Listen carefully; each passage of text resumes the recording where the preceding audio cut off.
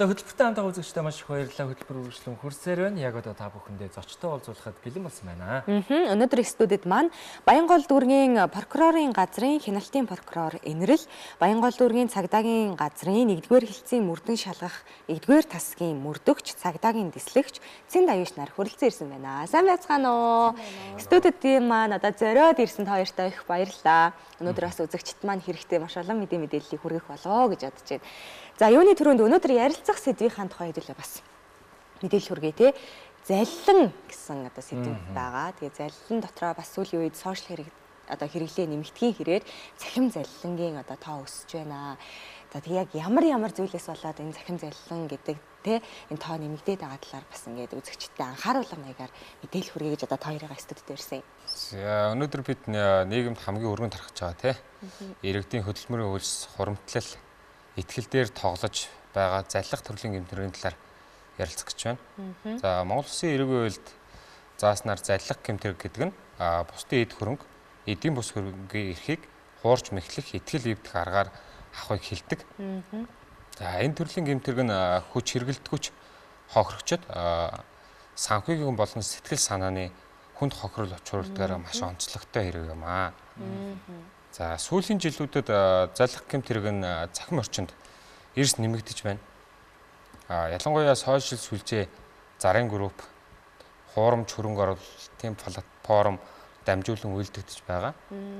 За бодит байдал дээрх хамгийн их гарч байгаа хэлбэрүүдийг дурдвал за нэгдүгürt сошиал орчинд бараа бүтээгдэхүүн хямд үнээр зарна. Тэгж зар байршуулж, урьдчилгаан мөнгө шилжүүлж тэрний дараа танд барааг хөргөж өгнө. Нэг ийм арга. За хоёрдугаар богино хугацаанд өндөр ашиг ямар ч эрсдэлгүй. За хоёрдугаарт богино хугацаанд өндөр ашиг өгнө. Эрсдэлгүй хөрөнгө оруулалт гэх амлалтаар иргэдийг татан оролцуулж эхний үед бага хэмжээний ашиг олжоод тэр ухаан иргэндээ итгэлд төрүүлж агаад сүүлд нь их хэмжээний мөнгийг заллин авах ийм төрөл бас гэмтрэг байна. Гуравдугаарт гадаад улсад ажилладаг, цэргийн албанд байдаг хохирогчтой тодорхой хэмжээний харилцаа үүсгээд тэр хүнд итгэл төрүүлснийхаа дараа би Монгол улс руу карго явуулнаа. Чи миний өгсөн барааг ингээд тосоод аваарай. Тэгэнгүүтээ миний уулсан илгээмжний гайлын төлбөрийг төлөөрэй гэх мэтчлэн бас иргэдээс ингээд мөнгө багаар салгад тийм арга байна. За иргэд яагаад залиулж байна вэ гэх юм бол нэгдүгээр амархан ашиг олох хүсэл, хоёрдугаарт нь яаралтай шийдвэр гаргах, гуравдугаарт нь надад ийм зүйл тохиолдохгүй байх гэсэн хит их найдаж итгэж чинь. Тий, хит их итгэл дээр тогтоод байгаа. Сонсоол байдаг тийм ер нь цахим заллин их байна гээл те. Яг өөр дөр хүрээд ирнэ гэж бас боддгоо л хал та тий. Нэрэл энэ бараа нэг хямдарсан юм шиг санагдаал те. Нэрэл урдчилгаа хийвэл маргааш аваад ирэх юм шиг санагдаал. Би юу тийм азгүй хүн гэж юу ах вэ гээл. Бас нэг тэгж боддог шүү нэрэ хүмүүс те. Тэгээд одоо бас шалгахын аргагүй л болцсон л байлээ л те. Одоо үнэхээр итгэхээс аргагүй ч юм шиг те. Тийм улмал одоо нарийн аргатай болоод байгаа болоо гэж бодоод байна л та. Тэгэхээр яг одоо яг таны яг түрүүний хэлсэнчлэн бүгдээрээ яг энэ гэмт хэрэгүүд бүгдээрээ ер нь яг захим гэмт хэрэгтэй орж байгаа гэсэн үг. Тийм захим гэмтрэг. Залливчдын ер нь гаргадаг тодорхой хэдэн жишг юм байдаг байхгүй юу? За залливчд ихэвчлэн одоо л амжина. Тэ хязгаарлагдмал санал, нууц боломж гэх мэт яаралтай шийдвэр гаргуулах аргыг ашигладаг. Хэрв хит их ашигтай эрсдэлгүй мэд сонсогдож байвал тэр санал бодит байх магадлал маш бага гэдгийг иргэд ойлгодог. Иргэдийг дараах энгийн зөвлөмжийг бас нэг хөргмээр байгаа байхгүй. Нэгдүгээр танихгүй этгээдэд урьдчилгаан мөнгө бүү шилжүүл. Хоёрдугаарт иргэний үнэмлэхний зураг, банкны нэвтрэх нууц үг, кодо бүг. За тэгээд гэрээ хилцэл хийхгүйгээр их хэмжээний мөнгийг бусдад бүү дамжуул. Дөрөвдүгээрт яаралтай одоо гэж шахаж байвал сэжигл. Тавдугаарт нь тухайн байгууллага этгээдийн мэдээллийг заавал нягтлж шалгаал. Ятгах тусам нягтал гэдэг шиг тий. Прокурор Энэрлийн хувьд одоо яг баярын өдрүүдэд ч гэх юм уу те одоо энэ цахим залилангийн тоо ихсдэг болоо багасдаг болоо бас нилээдгүй ингэж тууштайгаар энэ цахим залилангийн эсрэг одоо Баянгол дүүргийн хувьд ч тэр улсын хэмжээнд ч тэр одоо хүмүүс рүү те мэдээлэл өгөх чиглэлээр одоо маш их ажиллаж байгаа шүү дээ те. Тэгэхээр одоо саяхан болсон цагаан сарын хувьд энэ тоо ихсэн үү багассан уу? Ерөнхийдөө бол гэмт хэргийн гаралтын хувь хэмжээ бол багасж байгаа. Тэгвэл нийт гарсан гэмт хэргийн талаарх гомдол мэдээллийн хувь багасж байгаа ч гэсэн тэрэн дотор заллах гэмт хэргийн гаралт нь ихсэж байгаа. Тэр дундаа нөгөө цахим заллан нэлээдгүй их дийлэн хувийг нь эзэлж байгаа учраас иргэд одоо цахим хэрэгсэл ашиглаад заллах гэмт хэрэгт татагдаж хохирогч болох юм эрсдлүүд илүү нэмэгдэж байгаа гэсэн үг. Тэгэхээр одоо нөгөө цахим тодорхойлогч гэхлээр Facebook, Twitter, Telegram зэрэг цахим хэрэгслүүдийг ашиглаад эдгээр энэ гэмт хэргийг бол үйлдэж байна гэсэн үг. Тэгэхээр хаанаас ч хэнийг ч хуурах боломжтой. Тий. Одоо тэр хуурж байгаа хүмүүстэй бол эцэст нь бас олддог уу эргээд? Иргэдийн дунд болохоор би тэр хүнд итгээд мөнгөө шилжүүлсэн. Шилжүүлсэн данс тодорхой байгаа учраас олдно гэж үздэг байхгүй. Тэгвэл энэ цаана нь болохоор тэр данс эзэмшигчсэн бас хуутгцсан хүмүүс байж таардаг байхгүй. Одоо дансыг бас хуураад ашиглаж байгаа гэсэн үг. Тий.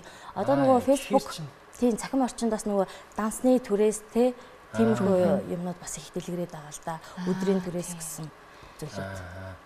Дансаа ашиглуулвал тэдэн дээр үгүй тий. Түнгүүл хүмүүс ч бас за дими нэг данс байж ахаар гэл нэг бас итгэл өгөх юм уу тий. Тэгэхээр ямар ч эзэнгүй болчт юм байна тий. Тий. Тэгэхээр нөгөө хувийн мэдээлэлээ маш сайн чандлан хадгалж ижил гэж үзээд байгаа юм бол. Одоо яг эдгээр энэ цахим заллин гэдэг зүйл дээр яг ямар насныхан аль насныхан илүү их ингэж өртөөд юм тий. Өртөж хохирохч болоод байна. Миний ажигласнаар бол яг нөгөө нэг чөлөө заав ихтэй одоо гэртээ хүүхдээ хараа сууж байгаа эмэгтэй ч юм уу те тэгээд нөгөө нэг аль болох нөгөө итгэл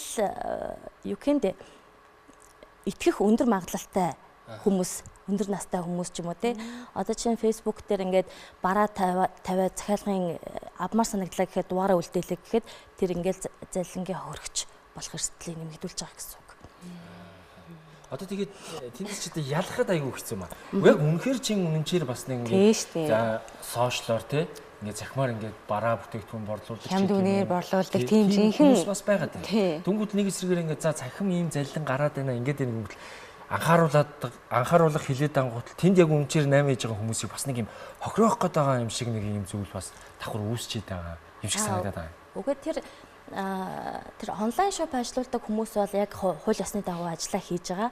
Тэгвэл иргэдийг болохоор тэр бараа бүтээгдэхүүнээ авахдаа тэр хүнтэй шууд мессенжерээр ч юм уу хувийн мэдээлэл чандлаа хадгал гэдэг чинь нөгөө сэтгэгдэл хийсэгт илээр усны дугаараа бити үлдээл гэж байгаа. Тэгэхээр нөгөө заллагч гэдгийн олзуулаад байна гэсэн үг. Одоо утасны дугаараа үлдээчихээр тэр дугаар руу холбогдоо та энэ барааг захиалсан байна гэх тийм. Онлайн шоп бол яг хууль ёсны байгаа шүү дээ. Тэгэнгүүт тэр онлайн шопоос ярьж байгаа мэтэр дундуур нь орж ирнэ тэгж ашигладаг гэсэн үг. Тэгэхээр ямар ч төрлийн одоо мэдээлэл утасны дугаараа үлдээлээ гэхэд чинь тэр хувь чатаар нь явуулдаг ч юм уу те. Эсвэл нууцлсан цэгээр одоо нууцлсан тийм маягаар явуулж болдог штэ бас. Бид бүхэн бол яг захим заллин мэдээж нийгэмд ихсэж байгаа учраас нэвтрүүлгээрээ дамжуулан үзэгчдтэй бол анхааруулга өгөөд байгаа. Тэгмэд л одоо яг ингээд цагдаагийн байгууллага дээр яг ингээд газар дээр нь яг энэ хэрэг дээр нь ажиллаж байгаа хүмүүсийн хувьд бол яг энгийн зүгээр юм заллингаас захим заллин энэ хоёрын ингээд ялгаа нь аль нь их байгаа тань ер нь нийгэмд. Захим заллин харьцангуй өндөр үзүүлэлттэй байдаг. За ягаад тэгэхээр одоо годамжаар зурж өнгөрсөн хүн болгон ухаалаг утас ашиглаж интернетэд идэвхтэй байдгаар онцлог. Тэр утгаараач заллагчид захим заллин түлхүү ашигладаг байх. Тэгээ нөгөө сошиал хэрэгцээ ихсгийн хэрээр л тэгээд нэмэгдээд л байгаа байх л та. Тэгээ тоон хэрэгцээ. Тэгэхээр одоо анхаарах зүйлсийг бас хэлж өгье л доо тий. Тэгвэл энэ заллинд өртөхөөс өмнө та бүхэн маань түрүүн хэлсэнчлэн за жишээ нь онлайн шопын дугаараа ил үлдээж болох байх нь. Өмнө нь бас бид бүхэн сонсч байсан одоо нөгөө дансны дугаарыг нэгтэлдэгч байдаг юм уу тий бас ийм олон одоо зүйл байгаад байна шүү дээ тий. Тэгэхээр тэрийг бас үзэгчд маань хандаад бас анхаараач тий энэ зүйл дээр бас та бүхэн маань анхаараарай гэд мэдээлэл өгвөл. Иргэд маань захим заллангаас тэ өөрсдөө хамгаалахын тулд нэгдүгээрт хувийн мэдээлэлээ чанцах ёстой. Хоёрдугаарт захим хэрэглэлийг ер нь төлхөө ашигладаг, тэрийг багасгах хэрэгтэй. Хүн ер нь мэдээлэлээ захимаас авдаг. Захим мэдээлэл хэрэгсэлд сайн ч юм би, муу ч юм би. Тэр утгаараа хүмүүс ер нь бол дийлэнхдээ муу талыг нь харцдаг. Заллах гэмт хэрэгт зөвхөн нэг хүний асуудал биш. Нэг иргэн заллуулсан гэж тохиолдолд тухайн гэр бүлийн эдийн засаг, хүүхдийн боловсрол, ахуйд насны амжиргаанд маш их нөлөөлдөг. Тэр хүн одоо ингээд заллуулж исэн 200, 300 мянган төгрөгөөрөө те амьдралтаа хийж болох зүйлсээ хийж болно шүү дээ. Өөрсдөө хэрэглээтэй хүүхдүүдийнхаа боловсрол зарцуулж болно, хоол хүнстэндээ зарцуулж болно. Амар хэлбэр аргаар одоо тий мөнгө олох, амар хэлбэр аргаар мөнгөө өсгөх гэдэг яг нэг ийм зүйл дээр л бүдрээд заллуулчаад байна тий. Тэгээ сүүлийн үед бас асуухад одоо нөгөө суглаач байдаг юм уу тий, лотерей гэдэг үлээ тий. Тэгээл нөгөө ийм янз янзын юмнууд байгаад байна. Тэгээ энэ дотор үнэнч байдаг байх, худлаанч байдаг байх. Гэтэ Эрдний чулуу зарна гэсэн юм бас явж идэг тий. Тийм бид нар одоо яг ямар байдаг юм бэ? Эрдний чулуу зарна гэд бас нэг юм баахан ингээд суглаа тавьчаад тэрийгээ одоо 30 ширхэг суглаа тэдэн төгрөг гэд үнэлээд за худалдаж авлаа гэж бодоход ингээд хүнийг одоо энэ суглаанд хоцсон юм шигээр хүнд итгүүлж байгаа байхгүй тэр видео бичлэгээрээ. За тэгээд та одоо ингээд 100 сая 200 сая хоцчихлоо гэх тэгнэ. Тэнгүүд энэ мөнгөө авахын тулд та тодорхой хэмжээний шимтгэл өгөх ёстой. Гэд тэрийг шилжүүлж авснараа тэр хүн дахиж хизээч зэмтэй харьцагдахгүй блоклогдно гэсэн үг. Тэгэхээр энэ болохоор яг энэ фэйсбүүкээр хүний мөнгийг авахын тулд итгэл дээр нь бичлэг хийгээд итгэл дээр нь сурлалаад мөнгө шилжүүлж авч ийна л гэсэн үг.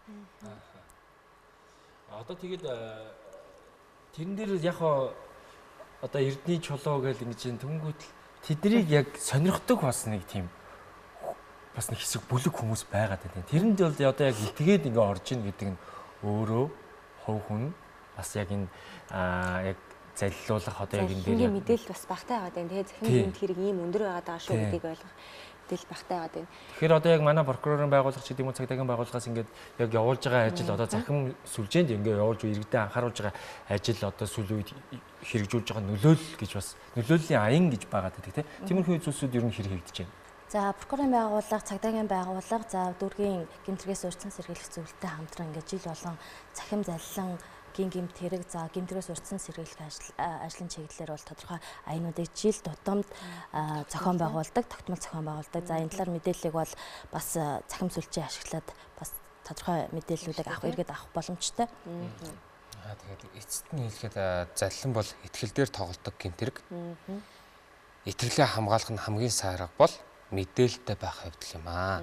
Та тэгэхээр цагдаагийн байгууллага, урьдчилан сэргийлэх байгууллагуудаас хүргэж байгаа мэдээллүүдэд тогтмол танилцж байгаарэ гэж иргэдтэй уриалмаар байна. Өнөөдөр ч бас мэдээллийг хүргэлээ шүү дээ тий. Тэгээ үзэгчд маань бас цахим заллан гэдэг энэ зүйлийн тоон одоо улмал өндөр болоод байгаа учраас та бүхэн манаас мэдээлэл сайтай явж чадах юм бол бас өөрийгөө энэ захин заллангаас бас ингэж хамгаалж чадах нэ. Тэгээ мэдээж амар хэлбэр аргаар мөнгөө өсгөх, за мөнгө олж авах ч гэдэг юм уу тий. Цаанаа нэг сөрөг үр дагавартай байгаа учраас та бүхэн манаас мэргэжлийн хүмүүсийн бас хэлж байгаа зөвлөгөө зөвлөмжийг бас сайтар дагж байгаасаа гэж хүсэж байна. Өнөөдрийн зочноор Баянгол дүүргийн прокурорын газрын хяналтын прокурор Энэрл, Баянгол дүүргийн цагдаагийн газрын 1-р хэлтсийн мөрдөн шалгах, 1-р тасгийн мөрдөгч, цагдаагийн дэслэгч Цэн Даяш нар оролцлоо. За хөтөлбөртэй хамт байсан үзэгчдтэй маш их баярлалаа. За хөтөлбөрийн төрөд өндөрлөж байна. Маргааш шинэ цагт хэрэгүүлцлээ. Тэр баяртай.